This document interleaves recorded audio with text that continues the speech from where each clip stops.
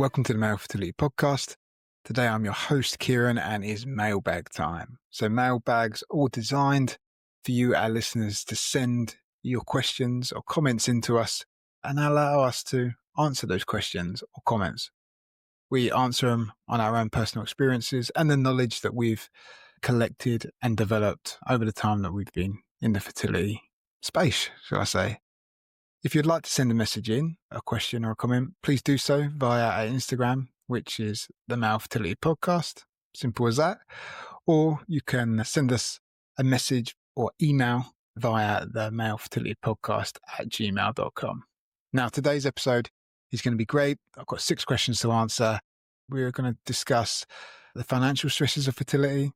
We're also going to discuss marijuana and its effect on fertility, what the research says. And also cycling, which is a question I often get asked as a PT. How does cycling affect male fertility? So let's get straight into it. And here we go. Okay, so question 1. Did money worry you during your fertility treatment, and how did you cope with the financial stresses? Now, honestly, it was a bit of a weird situation for us because we still had the financial stresses, but our first round of fertility treatment were on the NHS. However, we still had to pay for certain things like medication. And I distinctly remember being quite anxious and worried about receiving a bill for 800 quid for the medication that my wife needed. And then at the time we were paying for additional add-ons that I now know maybe weren't necessary, but that's a different conversation. But it was incredibly stressful. Although the actual treatment itself was covered, we were still paying for certain aspects of it. And like many people going through fertility treatment at a younger age, me and my wife had just got married. We'd just paid for a wedding. We'd just come out of university. We'd successfully bought a house just before we started all our treatment, and we were paying through the teeth for it in some aspects. And then to have the additional costs of fertility on top, even though it wasn't the whole cut of the pie, it was difficult. It was really difficult, and it didn't help with the anxiety, didn't help the stress levels. We'll talk about stress in a bit, but it was something that I was distinctly aware of. And as a man, I think I wanted control of finances in some way. I don't just spend for the fun of it. My wife might not listen to this, so I'm going to say it. She likes to spend money, where I like to not keep it for a rainy day, but use it for more appropriate things. But going back to the question, it is incredibly stressful. I did the maths roughly, and before my son was born, we'd had roughly around about £45,000 worth of treatment. Like I said, that was covered by the NHS, the majority of it, but we probably were still putting up a good £5,000-6,000 of it. And we didn't have that kind of cash, not free running anyway, significantly stressful. But we did sit down and do a few things. We talk all the time on the podcast about the importance of talking, and especially when it comes to financial situations. I think with or without the fertility, talking about finances definitely makes things more easier.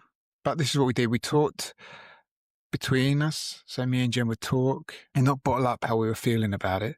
And we would plan our dinners and our meals, plan when we were going to go out, what we were going to do.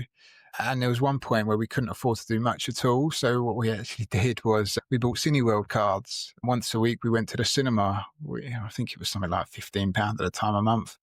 And we could afford that. And we took ourselves to Milton Keynes because we lived around there. I went to the Cineworld there, and we'd go once a week just to trip out. But it was something we budgeted for, and it helped. Additionally, when we did have to pay for medication and other things, we did our research. Jen did her research, I should say. I should be honest about that. She was fantastic. She sourced the cheapest supplier when it came to things like medicine or medication, I should say. She found the cheapest supplier of it. If I remember rightly, it was Asda's at the time. But I'm not name dropping. There are plenty other people supplying medication. But yeah, Asda's pharmacy, and it was quite significantly cheaper, I believe.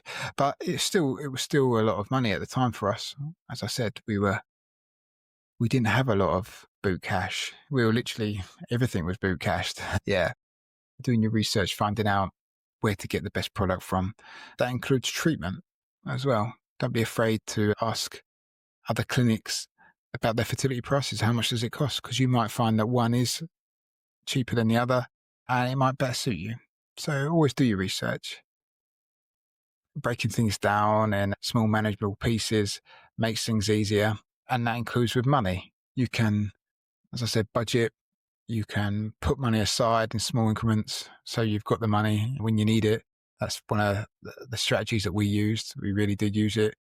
We couldn't afford much at the time. So we, in between cycles, we'd put like £100 away each a month and miss out on other things because we needed to do it at the time.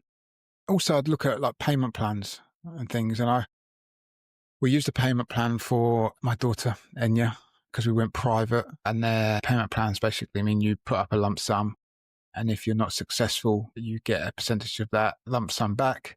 Ours was around about 75% if we hadn't been successful, and we got 2 cycles included in that. I'm not going to go into major details, but it is something that you can talk to a clinic about, but also research it. Once again, see what options are open to you, because I think you have to, if I remember rightly, we had to meet certain criteria to be eligible for it. And at the time we were, so we were lucky. I'd say if you're feeling stressed about it, seek support. We've talked about counselling before on the podcast, but talk to your clinic. As I said, there are payment plans available, but they've also been through this before. Like they've talked to thousands of people that are in a similar situation. So if you're finding finances stressful, talk to your clinic. Also reach out to charities like the Fertility Alliance, and they'll be able to guide you and support you where needed. Question 2. Is there really a best age for a man to have children like there is for women? I'm worried I've left it too late. This is a question that I don't think a lot of men particularly stress about too much. However, it does come up in conversation. I remember when we were going for my second child, I was 34, and I didn't know much about the effects of aging on male fertility at the time. But what I was aware of was, obviously, I had my own fertility issues, and I was concerned that might be affected by my age so more significantly. With a little bit of research, I was reassured that male fertility doesn't reduce as drastically as female fertility does. We do have a slightly longer fertility life, shall I say? Is that a way to put it? I'm not sure. But the research does show that there is a reduction in success rate for men over the age of 45. That's taken in consideration things like after 40, your testosterone reduces and other factors like that. We naturally get old. We're getting older. Not super old, but at 40, I can say this now, and I'm starting to feel a bit older. I'm 39, I'm 40 next year. So it's natural to assume, and the research shows it, that body changes do occur. And one of those is obviously slightly declining fertility. So the answer to the question is, there's not as drastic reduction as there is for women, but you have to be aware of it. I think if you live a healthy lifestyle, implement things that we've talked about so many times on this podcast, and that's eating well, keeping active, exercising properly, sleeping properly, getting that 8 hours a night, trying to reduce your alcohol, cut it out completely if possible, and also reducing your stresses. It will, where possible, aid your sperm quality. It's just about living as healthy life as possible. So, yeah, that's how I would leave that question. Be aware of it. It is reducing. It does reduce after 40 in terms of just your fertility in general as a man, but it's not a drastic reduction. And try and live a healthier life as possible. As we all should be doing. Longevity is key. This is an interesting question, and I think it's something that a lot of men in this position won't necessarily ask because they are worried about being judged. So here we go. I've been a regular cannabis smoker for years and I'm trying for a baby. Could marijuana hurt my chances of becoming a dad? As I said, I think this is a really brave question because so many people would worry about their stigma. So thank you so much for sending this question in. I myself, I've never been a drug user, not marijuana anyway, or any kind of substance like that. My drug of choice was alcohol. I think we ignore the fact that alcohol is a drug. It's a socially acceptable drug, as in some circles marijuana is. Yeah, this is a great question. I think it deserves a good solid answer here. So looked into this previously, and the research shows, obviously, smoking anything isn't good for your health, but how is it going to affect your fertility?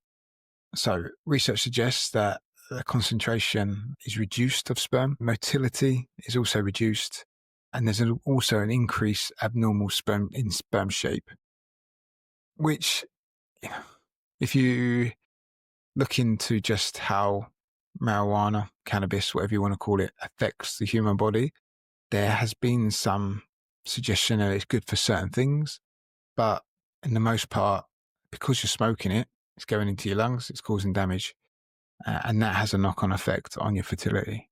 There is some good news though. There is research that it is reversible. I don't know the specifics of that, but if you stop smoking in general, even if it's not cannabis, just smoking in general, your body can repair it to some sense. So yeah, if you are a regular smoker or a regular cannabis user, by stopping, you're giving yourself the best chance to recover and to become the dad you want to be. Because as I said, the research shows that it does have an effect. Like I said, there's a lot of stigma to this. And I think a lot of people were like, I don't know how to stop. I don't know where to go. Go to your GP. If it's something that you're truly invested in doing in terms of stopping smoking, they're not going to judge you. They're going to thank you for being honest and go into them. There are programs in place to support people. They're not going to call the police and you're not going to be carted off. It doesn't work like that. You're putting your hands up and saying, look, I need some help here. Generally, my experience is that if you put your hands up and you ask for help, people are more willing than you'd anticipate them to help. Get down your GP and have that open and honest conversation with them and explain to them why you want to give up. Yeah, and take that first step of many in relation to your fertility road, because it is a tough one. Yeah. That's what I know about the effects of marijuana on fertility. We want to tell you about Impril, the unique supplement for conception, which is recommended by fertility specialists for both men and women. We know that poor nutrition is one of the leading causes of infertility, but we are also aware that it's practically impossible to maintain a diet that's perfectly balanced, especially for conception. Choosing the right supplement can be confusing. Many multivitamins contain strong antioxidants, which may actually damage sperm quality. Impril is made from activated micronutrients, which help every cell within the human body, from the biggest, the egg, to the smallest, the sperm. These micronutrients have been clinically proven to significantly improve live birth rates for men and women who have previously been struggling to get pregnant. You can find out more and hear from couples who have used Impril by visiting fertilityfamily.co.uk. If you decide this is for you, there's a 10% discount just for our listeners. So make a note of the code MF Podcasts 10. That's capital M, capital F, podcast, all in lowercase, 10. The next question, my wife froze her eggs. Is there a male version of this? Can men freeze their sperm? Just in case. Yes, you can. It's called sperm cryopreservation. And basically you contact your clinic, if you're in a clinic, or you contact the sperm bank and you can arrange to freeze your sperm. There's a process to it. I've never been through it myself. I've had it in relation to the treatment that I've had, but I didn't specifically freeze some just in case, not off my own back. During our treatment, at certain points, I had samples frozen in case I couldn't produce a sample another day due to anxiety or a change in my own condition. Things were low anyway, like they could get worse. Clinics tend to safeguard patients like that, male patients like that. They will ask you to give frozen samples. You may be given that option. Doesn't always happen, but you might be given it. I was. But yeah, there is. And there's been studies showing that people have gone on to have children years later after freezing their sperm, using the frozen sperm for treatment, either because of illness or their own condition has deteriorated. Yeah, so it can have really positive outcomes. Speak to your clinic or contact a sperm bank, have that open conversation with a professional. Yeah, it's definitely possible. Now, this is one of my favorite topics in relation to male fertility and exercise. So I'm going to read the question and then we'll go into it. So I cycle to work every day and I just read that cycling can cause harm to a man's fertility. Should I be worried? Now, this is a genuine, justified question. I think there's a lot on the internet that doesn't look into the data as deep as it should do. My personal opinion is that you have to really look at why you're cycling. So for this person, for example, is getting to work, like it's almost unavoidable. There are precautions you can take to help reduce those risks. When I started my own fertility journey all those years ago, I cut out cycling and it had one of the most dramatic impacts on my mental health because I used to do a lot of downhill mountain biking. Used to go away to Scotland and to the Alps and to Wales. We used to go cycling all over the place. And it was a big part of my life. On top of that, I spent a fortune on a bike. That all I wanted to do was ride it. And suddenly I had to park it because everything on the internet at the time and everyone that I was talking to, professionals wise, was saying, yeah, you shouldn't cycle. So what does the research say? So when clients ask me this question, for me, it's about time duration on the bike and also the intensity. If cycling is such a big part of your life, it will impact your mental health if you don't cycle and increase stress. You have to look at how you can implement it while keeping a balance. I suggest to my clients that they don't spend any more than between 30 minutes and 40 minutes on a bike at a time, and they do it a couple of times a week if it's that important. There's a wide-ranging amount of research out there. Some says that you shouldn't do any of it. The studies have shown that there's been a significant impact from people just riding generally, even for short periods. And there's other research out there that shows that there's a drastic drop-off in fertility health in men after around about 5 hours of cycling, 4 to 5 hours. So yeah, as I said, it's about looking at why you're doing it. Is it necessary at that time? Can you go 3 months without it if you're building up for a cycle? If you answer yes to that, it's better to avoid it. Why put something in that could potentially cause harm? But it's subjective to each individual. If you feel that it will be detrimental to your mental health not to cycle, like I said, reduce the amount you're cycling, no more than 30 to 45 minutes, and then reduce the intensity. So you're slowing right down. You're not going full out. You're just going for a pedal, and you should still be able to talk and interact with people while you're cycling. All right. We call it zone 2 training. You should have a little bit of a sweat on, but you can still talk and it's not drastically taxing on you. Additionally to that, get rid of the narrow seats. Try and get a bigger padded seat so your weight is distributed and not sat on your nutsack because they're just going to heat up. Make sure you wear shorts that are nice and thin and enable your testicles to breathe and keep cool. There are some saddles now that are specifically designed to aid that. You'll have a hole in the middle of the saddle, just allows air ventilation, helps keep you cool. I wouldn't say they're specifically designed to in mind of these are going to keep men's balls cool, but they're designed to just keep you cool in general. So yeah, do your research, find a good saddle, and there's something else you can do. Like I said, duration, intensity, and equipment are the key things. And if in doubt, just leave it out. Final question. I've been under a lot of stress lately and we're struggling to conceive. Can stress really make a man infertile? Great question. Okay. I think a lot of men question whether their stress levels are impacting their fertility when they get that diagnosis or when they can't conceive. Now, it's impossible. This is my perspective and my knowledge, because I've been talked to so many people, so many professionals. I think it's impossible to pin stress solely, or your male factor infertility or decreased fertility solely on stress, but it is a contributing factor. Higher cortisol levels can drastically reduce testosterone. And as we all know, testosterone is the key hormone, or one of the key hormones, for male fertility. So that alone ticks that box. So yes, stress can affect male infertility. It is subjective to each individual, but there are things you can do to help reduce it.